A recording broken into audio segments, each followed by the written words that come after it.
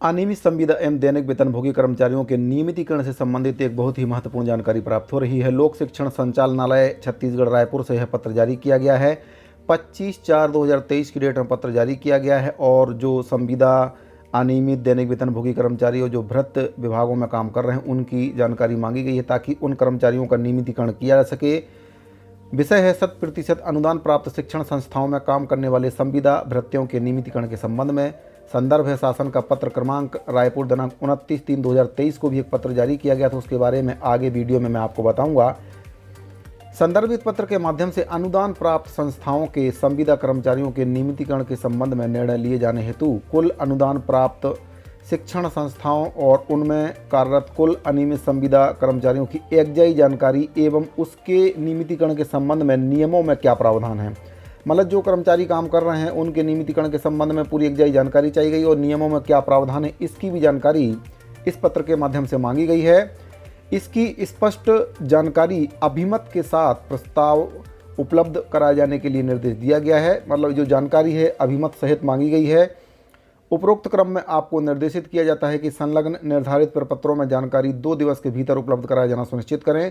उप संचालक लोक शिक्षण संचालनालय छत्तीसगढ़ नया रायपुर के द्वारा यह पत्र जारी किया गया है और जो विभाग में काम करने वाले अनियमित संविदा दैनिक वेतनभोगी कर्मचारी भ्रष्ट जो कर्मचारी हैं उन कर्मचारियों की जानकारी एक निर्धारित प्रपत्र में चाहिए गई है। अभिमत के साथ जानकारी मांगी गई है इसमें ताकि उन कर्मचारियों का नियमितीकरण किया जा सके और नियमितीकरण के संबंध में नियमों में क्या प्रावधान है, उन कर्मचारियों के नियमितीकरण के लिए क्या प्रावधान है उसकी भी जानकारी विस्तार से इसमें चाहिए गई है। जो प्रपत्र जारी किया गया है उसके बारे में मैं आपको बता देता हूं किस प्रकार का फॉर्मेट में जानकारी मांगी गई है।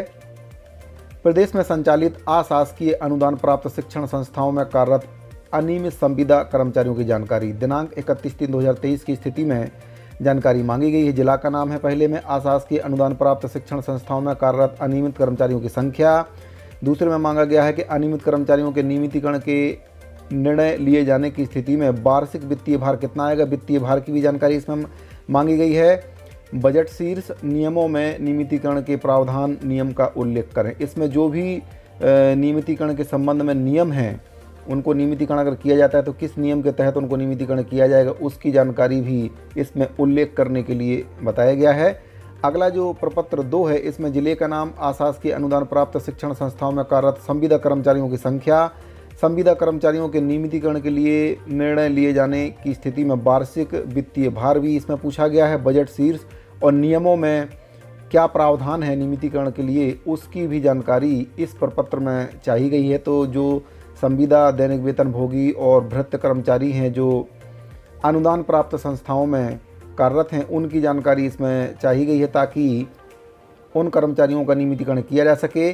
और जो बजट है वित्तीय भार है उसके बारे में भी इसमें जानकारी मांगी गई है कि अगर उन कर्मचारियों को नियमितीकरण किया जाता है तो कितना बजट इन कर्मचारियों पर आएगा और नियम में क्या प्रावधान है नियमितीकरण के लिए उसके बारे में भी जानकारी विस्तार से इसमें चाहिए गई है।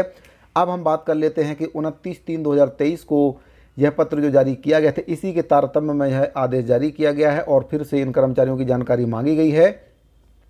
इस पत्र में है आपका प्रति संचालक लोक शिक्षण संचालनालय छत्तीसगढ़ इंद्रावती भवन नया रायपुर अटल नगर से यह पत्र जारी किया गया था 29/3/2023 को।